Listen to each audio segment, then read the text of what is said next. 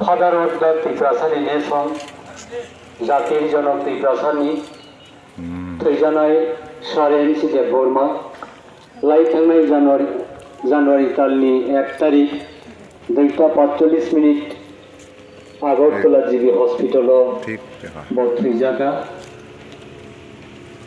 আবুলবাগের চিনি ত্রিপুরা হাস্তিনি খরকসা ভর্তিজীবী মরদ্দফানি খরকসা কবইকে ফারওয়ান সুকনায় সারেন্সি দেব বর্মা 1 तारिख জানুয়ারি 2023 ब संसारनो याकारै थांमानो मैथुख्लायै Khowai waste division committee party आईपीएफनि बिसिंथै जों सुख सभा खालायै दङ बे आबुनि साथे साथे जों बरंमोनां तिनि खवाई वेस्ट डिविजननि सेक्रेटारि तिनि बरंमोनां सभानो फैयै लामा तिनि पदबि बाजार द्वारा অসরণ তিনি তিব্বতयै পালন খাইজাनाय অজাজাত খাইমানজাजाबोगै তিনি করबिरावनो जतनो सहযোগিতা খাইजागोन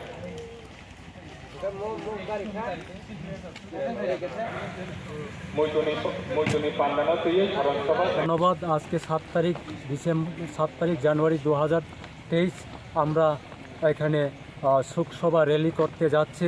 আমরা পার্টি আইপিএফটি রামচন্দ্রঘাট ডিভিশন কমিটির উদ্যোগে গত 1 জানুয়ারি 2023 আমাদের রাজ্যের ভূমি রাজস্ব এবং বন দপ্তরের মাননীয় মন্ত্রী এনসি দেব বর্মা উনি শেষ নিঃশ্বাস ত্যাগ করেছেন।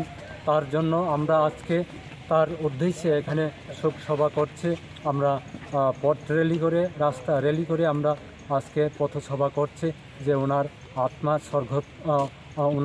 আত্মা শান্তির জন্য আমরা আজকে এখানে পথসভা করতে যাচ্ছি।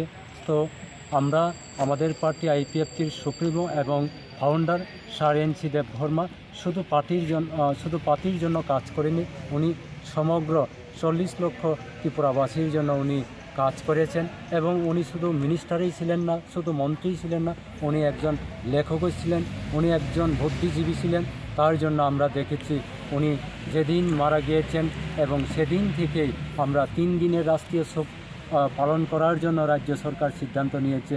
3 দিনের রাষ্ট্রীয় মর্যাদায় আমরা শোক পালন করতে করছি এবং আজকে আমরা পার্টির তরফ থেকে আমরা পার্টি আইপিএফটির উদ্যোগে আজকে আমরা এখানে পথ র্যালি করতে যাচ্ছি ওনারকে স্মরণ রেখে। তার জন্য আমি বলবো শুধু ত্রিপুরাবাসীর বিভিন্ন জায়গায় বিভিন্ন আকারে তাকে আমরা শ্রদ্ধা জানিয়ে আমরা অনুষ্ঠান করতে যাচ্ছি। তারই অঙ্গ হিসাবে আমরাও আজকে এখানে অনুষ্ঠান করছি।